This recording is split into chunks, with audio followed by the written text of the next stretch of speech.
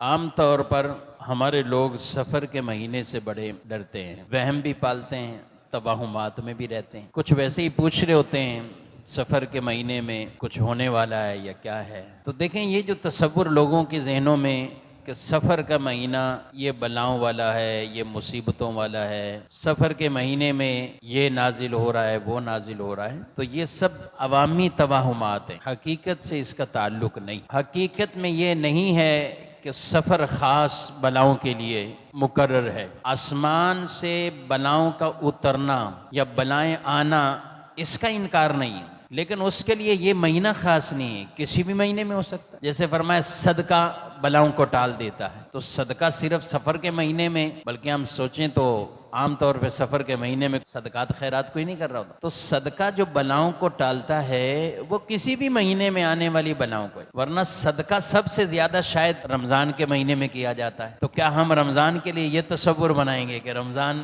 کا مہینہ بلاؤں کے لیے خاص ہے؟ ایسا نہیں۔ اللہ کی رحمتیں سمیٹنے کے لیے رمضان میں بھی کثرت سے صدقات ہوتے ہیں، ہونے بھی چاہیے، لیکن یہ تصور غلط ہے کہ کسی بھی مہینے کے لیے ہم خاص یہ طے کر لیں اور متعین کر دیں اور اس مہینے کو معاذ اللہ منحوس کہنا شروع کر دیں۔